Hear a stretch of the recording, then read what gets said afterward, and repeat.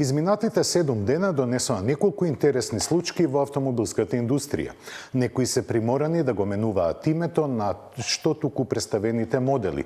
Кинеските марки длабоко пенетрираат во Европа со својата технологија и производство, а традиционалните марки представуваат рафинати на своите модели и ги обновуваат постоечките. Белгискиот производител Ван Хол банкротира, но македонската фабрика ќе продолжи да прави автобуси. Хрватскиот Римац ќе го снабдува BMW со батерии, а Kia за 3 години ќе има 27 електрични модели. Honda преку студијата на Acura најавува враќање на NSX со погон на електрони. Ова се дел од денешните содржини. Останете со нас, нема да се покаете.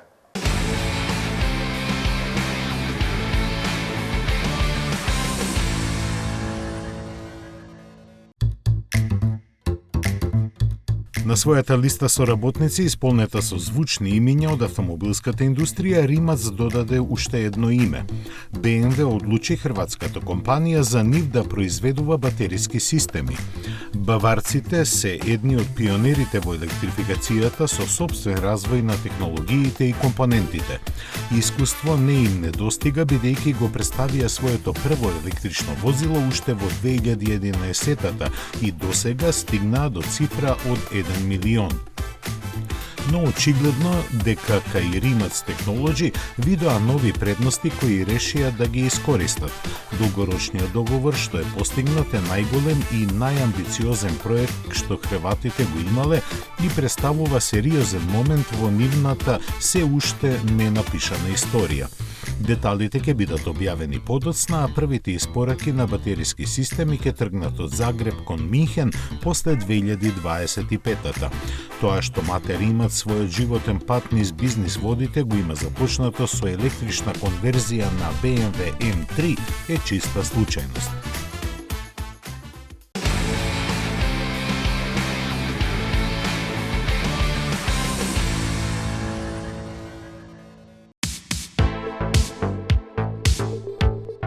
Шест месеци по лансирањето на четвртата генерација на компактниот C3 во електрична верзија, Citroen ја надополни гамата со класичен погон.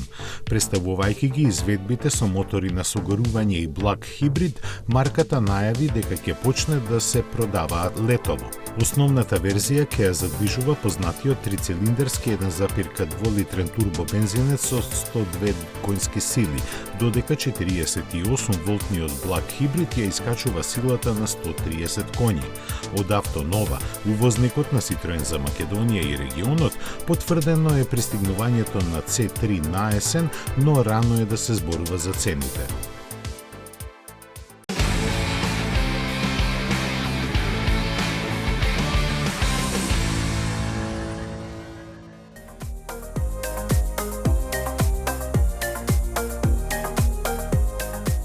Германскиот Юнер Мансори, кој се занимава исклучиво со луксузни и суперспортски автомобили, се надмина себе си. Како материјал за облагодарување на Rolls-Royce Cullinan употреби чисто злато. Автомобилот, кој е настанат на барање на собственикот на компанијата иранецот Курош Мансори, својот купувач ќе го бара каде ако не во Дубај. Вниманието посветено на изработката на овој примерок на британскиот луксузен теренец не треба да се коментира. Материјалот, чии цени денеска рушат историски рекорди, е искористен за се што на серискиот модел е хромирано, вклучувајќи ги и тркалата. Со инсерти од злато се обточени и деловите на каросеријата направени од јаглеродни влакна. И внатре се е подредено на него, дискретно оставајќи некои елементи во црна боја. Колку злато е потрошено од Мансори не кажуваат, но затоа велат дека се позанимавале малку и со моторот кој е засилен за 40 на коњи. Цената на ова возило е деловна тајна.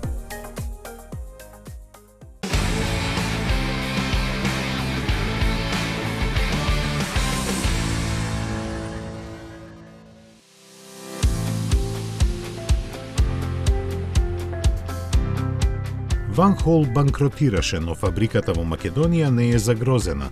Белгискиот производител на автобуси и специјални возила после ковид кризата се најде во незавидна ситуација заради намалувањето на нарачките, посебно од ние од тендери за градски превоз.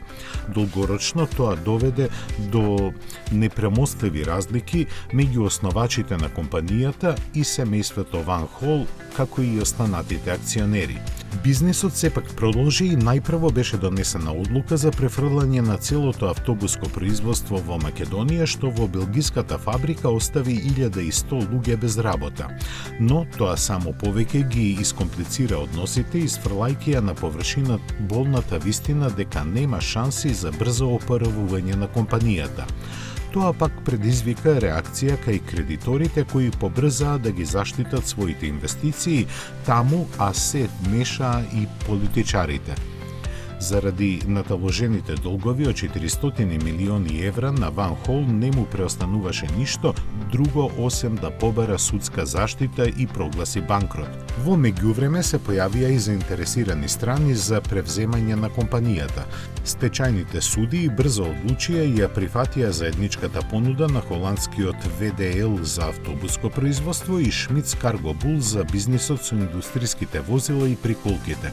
Со тоа, сега ќе останат без работа меѓу 1550 и 1850 луѓе.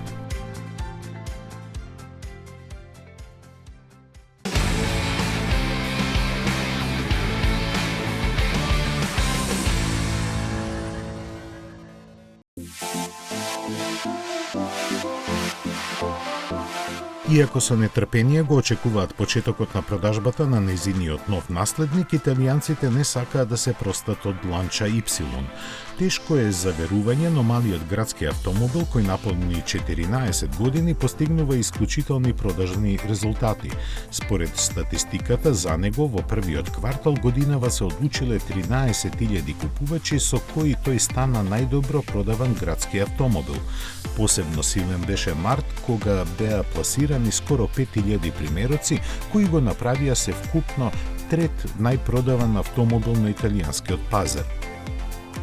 Моделот која спаси марката од заборав треба да остане во понуда уште неколку месеци, доколку нешто не се промени, како што е случај со Fiat Panda или поново Pandina.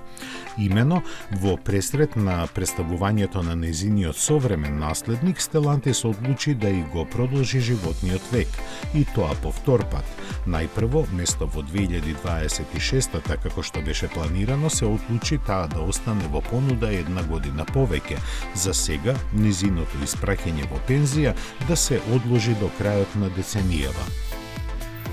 Како и Lancia Y, и овој модел добро е навлезен во својата старост, представен е во 2011 година. Освен недвосмислената љубов на италијанците кон овие возила, најголема заслуга за продолжувањето на нивниот живот има одложувањето на построгите еколошки норми.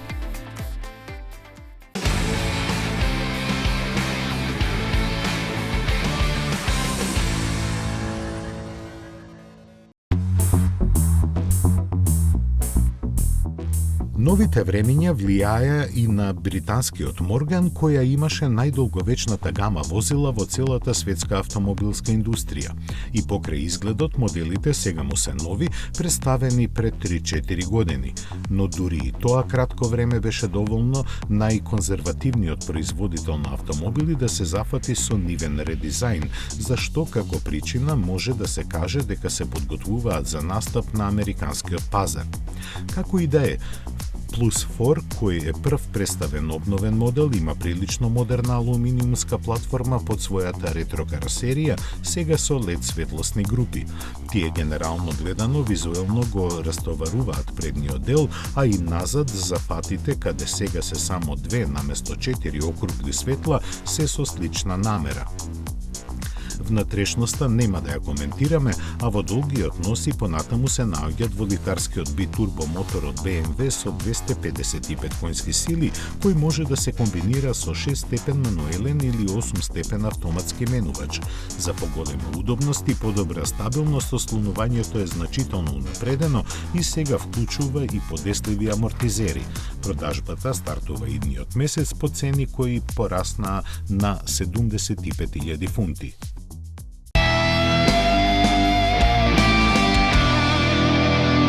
«15 години вие одбирате, ние купуваме за 24 часа. 15 години над 10.000 клиенти. 15 години општествено одговорна компанија. 15 години доверба. 15 години лидери на пазарот. Финансираме патнички возила, комерцијални возила, камиони, пловни објекти, опрема и машини за вашиот бизнис». Сигурно имаш прашање. Како? Како можеш да поминеш 400 километри за само 300 денари? Размислуваш? Се обидуваш да веруваш. Со Volkswagen ID3, ID4 и ID5 ги имаш сите одговори. Денес техниката прави чуда. Електричното станува неверојатно привлечно. Одбери Volkswagen ID и доби пакет за 30 бесплатни полнења на турбополначите во Porsche Македонија. Volkswagen. Porsche Македонија. Метрополис, број 1 радиомрежа. Кога ќе ве привлече нешто, а не знаете зошто. Во тој момент како некој да зборува со тебе. Запознај го новиот 408, со дизајн кој завидува повеќе отколку што очите можат да восприемат. Алюр и страст од секој агол. Тоа што вистински зборува со нас е нашиот внатрешен глас кој страстно шепти од нашата душа. Алюринг, новиот Peugeot 408.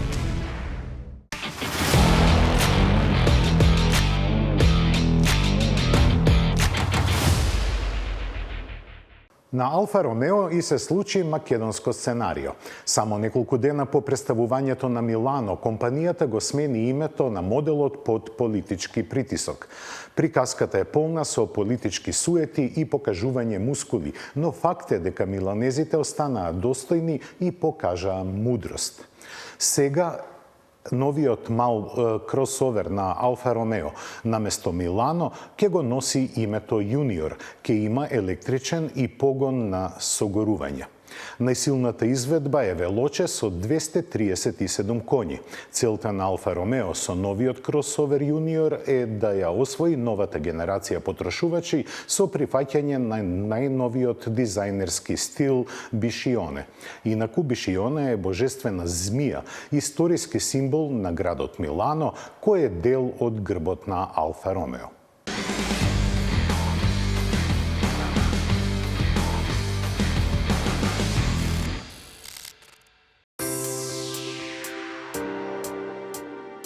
Позициониран под тонале, кон крајот на годинава пристигнува на пазарот најмалиот член на семејството Алфа Ромео, заводливиот Милано, кој сега доби ново име Јуниор.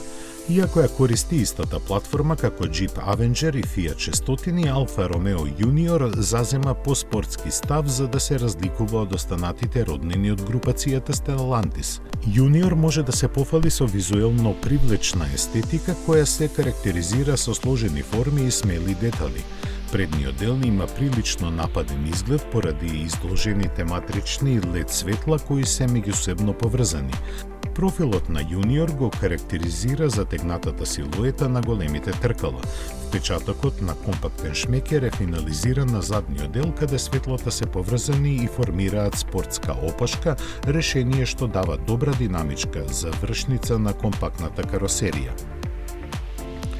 Внатрешноста може да се пофали со дигитален кокпит опремен со два дисплеи од 10,25 инчи. Од клишето на групацијата, Јуниор се одвојува со карактеристичната графика на инфозабавниот систем и дигиталната инструмент табла. Опционалниот спортски пакет вклучува седишта преслечени со алкантара. Junior Electrica Veloce е врвниот модел задвижуван со електромотор со 177 киловати. Моќта се испорачува на предната оска со помош на механички самоблокирачки диференцијал. За Veloce подвозјето е посебно дотерано со спортската суспензија, спуштена за 25 мм, споредено со останатите изведби на Junior.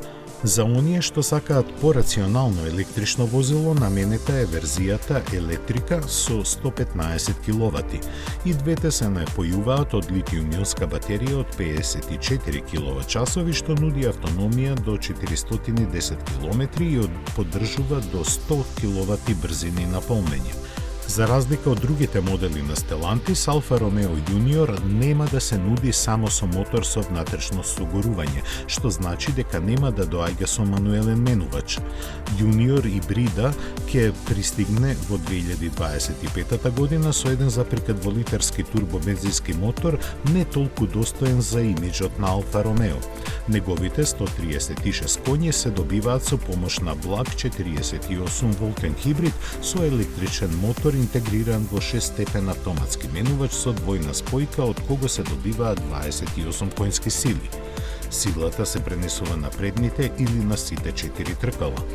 Alfa Romeo Junior на пазарите на Европската Унија ќе стартува со цена пониска од 30.000 евра, а нарачките започнуваат месецов. Сепак, купувачите ќе мора да се стрпат за испораките кои се најавени кон крајот на годинава. Германците во глобалната приказка не само што високо котираат, туку и си тераат собствена приказка. Доказ за тоа се двете премиум марки од таа земја. Audi го представи новиот S3 и тоа само со електрифициран погон, додека Mercedes направи редизајн на електричниот знаменосец EQS и според одредницата на компанијата, неговиот изглед е поблизу до оној на класичните модели.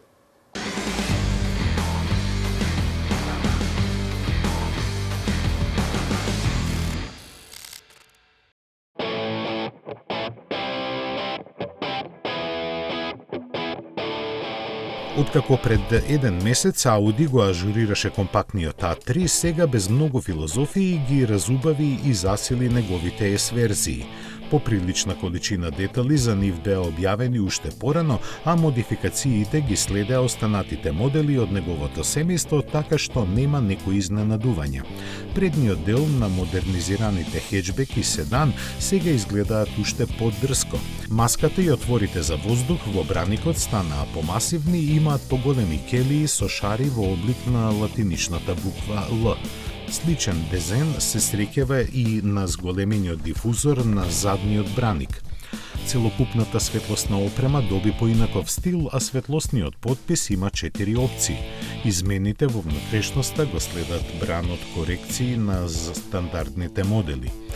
Карактеристичните детали за S3 се управувачот, седиштата со интегрирани наслони за глава, педалите и сребрените детали на деловите од интериерот.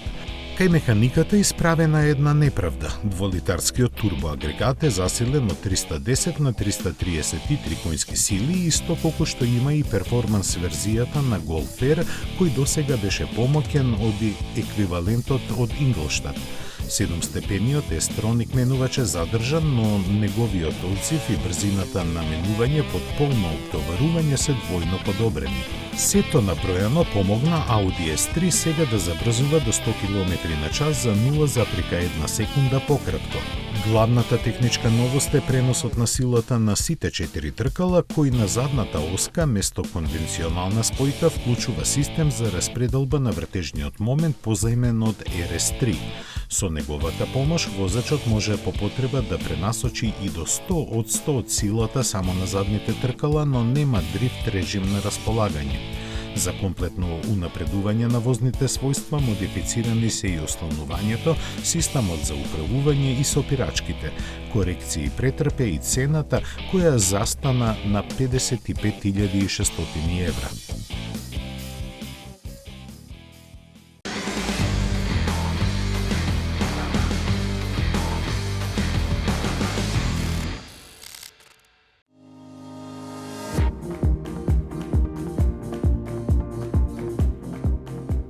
Не така одамно стигнаа вести дека Мерцедес ќе го подсмери малку авангардниот дизајн на своите електрични автомобили, приближувајќи ги до класичните модели на марката. Првиот резултат на нивната одлука го покажа обновениот EQS, сега препознатлив по новата осветлена маска која незабележливо се спојува со предните светла. Лицето на големата електрична лимузина го красат и хромирани апликации кои создаваат елегантен контраст со црното обкружување. Тука е и вистинскиот символ на марката, трикраката ѕвезда која се издига на хаубата. Браникот е изведен со поголеми отвори за воздух, како кај моделите со мотори со внатрешно согорување, а назад корекциите се благи и потешко забележливи. Поконвенционалниот изглед е дополнет со ажурираните батерии, чиј зголемен капацитет ја продолжи автономијата која сега надминува 800 километри. Бројот електрични коњски сили кај сите верзии останува ист, додека за некои купувачи ќе биде битно и дека дозволената тежина на приколката што EQS може да ја влече е зголемена од 750 на дури 1700 килограми. Ентериерот останува ултралуксузен и технофутуристички, иако и тука се среќаваат хромирани украси. За најважните патници да се чувствуваат поугодно, комфорот назад е подобрен. Значајно за купувачите е и што покрај сите овие унапредувања основната цена остана иста – 110.000 евра.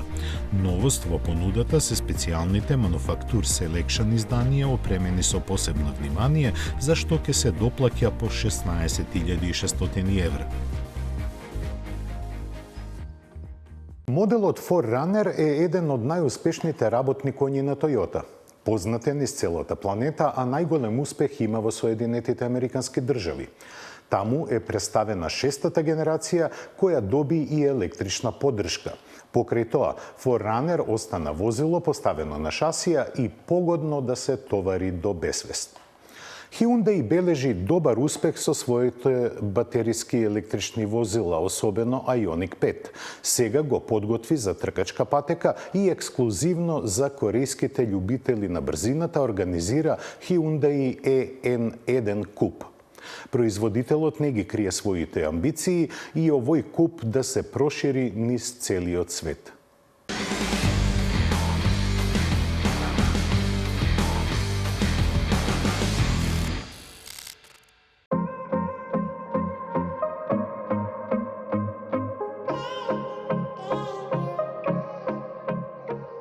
Во Toyota буквално ја имаат сватено изреката "Коњот што победува не се менува", бидејќи сегашната генерација на теренскиот 4Runner ја задржа цели 15 години. Оправдувањето за тоа го гледа во продажните бројки, кои за секое чудо како моделот старееше, така растеа и остануваа високи. Сепак, Сеси има свој крај и нивниот работен коњ за американските беспаќа, базиран на големиот пикап Такома, мораше да го отстапи своето место на новата шеста поред генерација. Очекувано, измените не се драстични. Задржана е конструкцијата со шасија место само носечка каросерија, а во понуда остана само верзијата со 3 реда седишта. Во масивната муцка се крие 4-цилиндричен турбомотор од 2,4 литри, достапен со 278 и 326 коњски сили, кои ги добива со електрична помош. Така, за прв пат во својата 40 годишна историја, 4Runner нема да има 6-цилиндричен агрегат, додека експериментот со V8 машина траеше само за време на владењето на четвртата генерација. Нормално за американските сваќања за способностите на вакви теренци, погонот ќе биде преку 8 степен автоматски менувач само на задните или на сите 4 тркала. Силна страна на 4Runner е богатата понуда распослана низ повеќе пакети, нудејќи му на секој купувач соодветна конфигурација. Продажбата ќе стартува на есен по цена од $42,000.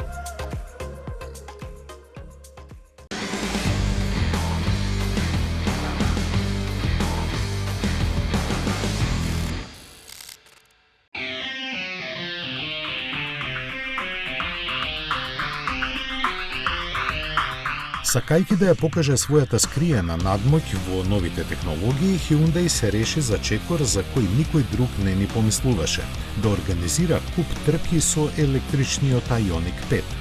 Тркачкиот модел однадвор се разликува по агресивниот аеродинамички комплект со задно крило и поголеми 18-инчни тркала, а се унапредени и ослонувањето кое го спушта автомобилот за 70 мм и посилниот систем за сопирање. Во тркачки дух, возилото е опремено со заштитен кафез и спортски седишта, а има и подобрена заштита на батеријата. Автомобилот е значително олеснет за дури 300 кг со исфрлувањето на непотребните работи. Hyundai не објави ништо за погонскиот склоп, но тој и да е стандардниот од N верзијата на Ioniq 5 со своите 650 коњи ќе биде сосема доволен. Затоа пак корејците се потрудија секој тим што ќе учествува во нивните надпревари да има различен звук на моторот кој се генерира вештачки.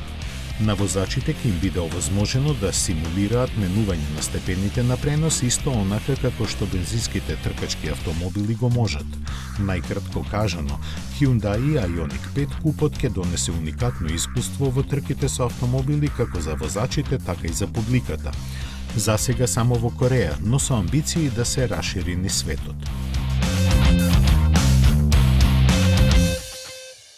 Колку и да е критикувана и оспорувана, електрификацијата длабоко навлегува во плановите на автомобилските производители, особено на азиските кои предначат во оваа технологија. Kia објави дека до 2027 во својата понуда ќе има 15 батериски електрични возила од сите класи и планира да заземе сериозен дел од тој сегмент на сите пазари. Да не остане покуса, Honda преку својата премиум марка Acura наговести дека подготвува нова генерација на NSX. Спортскиот автомобил повторно ќе блесне во сиот свој сјај, но овој пат најверојатно ќе грми на струја.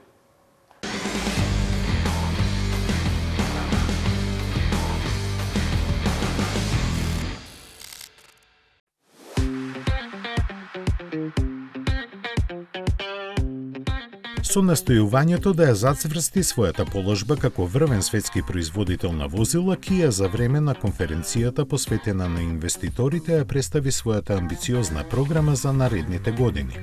Според неа, корејската марка има за цел да воведе сеопфатна линија од 15 електрични возила до 2027 година, дополнета со бројни хибридни варијанти на своите модели.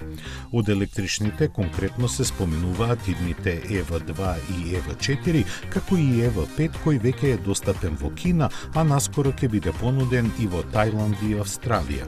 Покрај нив, Kia ќе представи и линија комерцијални возила, како и се уште мистериозниот EV3 кој е испланиран за глобално лансирање ова лето. Плановите секако вклучуваат и освежување на постојните модели. Тука пред се мисли на EV6 кој веројатно ќе добие поголеми батерии. Желба на корејскиот производител е дополнително да ја наелектризира својата понуда со додавање уште GT варијанти кои со своите високи перформанси ќе влијаат на имиџот на компанијата. Тоа ги вклучува EV9 GT кој ќе стигне во јануари 2025 година, како и EV5 GT за кој засега ништо не се знае. Предвидено е електричните возила до 2030 година да сочинуваат 38% од глобалната продажба на Kia, што е значаен скок од сегашните околу 10%. Во тој период се очекува во Северна Америка пазарното учество на електричните возила на Kia во вкупната продажба да се искачи до 40%, а во Европа двојно повеќе, на 80%. Истовремено се предвидува дека околу 20% од глобалната продажба да бидат хибриди, што е скромно зголемување од сегашните 14%. Малку загадочно е тоа што Kia не предвидува хибриди за Кина, каде се очекува продажбата рамномерно да биде поделена меѓу електричните и возилата со бензински мотори. За крај да кажеме дека поклониците на класичните модели кај нас може да го очекуваат обновениот Sportage во текот на година.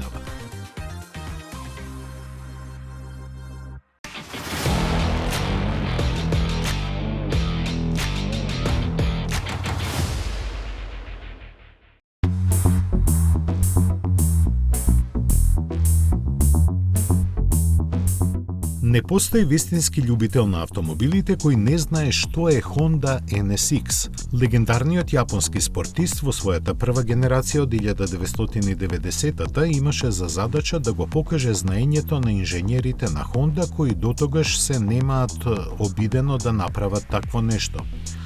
Токму поради тоа буквата X во името значеше дека е експеримент, а тој траеше 15 години за кои беа произведени повеќе од 18.000 примероци. Затоа и веднаш по финализирањето на неговото производство беше најавена втората генерација. Неа со прекини во развојот и премислувања, Honda ја крчкаше цели 9 години и сега буквата X значеше experience, односно искуство. Се беше доведено до перфекција, иако за првата генерација се сметаше дека е технички бисер, ова со својот хибриден погон и напредниот систем за распределба на силата на сите 4 тркала беше ремек дело. Се произведуваше рачно во посебна фабрика во Америка, заради што на пазарот беше присутна само 6 години, за кои стигна до 2900 купувачи. И повторно, веднаш по испраќањето во пенсија на незината втора, започна да се шират гласините за третата генерација. Во духот на времето во кое живееме, таа секако ќе биде електрична, што само по себе значи дека нема така скоро да се појави. Но затоа вестите кои без многу превези на тајноста ги пласира одговорните во јапонската компанија се возбудливи. Моделот засега е во фаза на разгледување, што подразбира дека во игра се неколку верзии. Познавачите на приликите сметаат дека најмногу шанси има неодамна представениот Acura Electric Vision концепт, кој Honda многу внимава да не го нарече со истите епитети како NSX, иако дава јасни индикации за тоа. Посебно во поглед на пропорциите и дизајнерските зафати, кои јасно го следат карактерот на пензиониран хибриден спортист. Бидејќи јапонските директори се едногласни дека првиот приоритет им е автомобилот да биде забавен за возење, сигурно буквата X сега ќе значи exciting. Очигледно е дека лончињата на големо се измешаа. Електрификацијата е во фокусот, повеќето производители не се откажуваат од моторите на согорување, а политичарите ја тераат својата приказка која нема врска со реалноста. Ние сме тука да ги бележиме настаните и да ви информираме за сите настани поврзани со неговото височество автомобилот. До следната сабота, до гледање.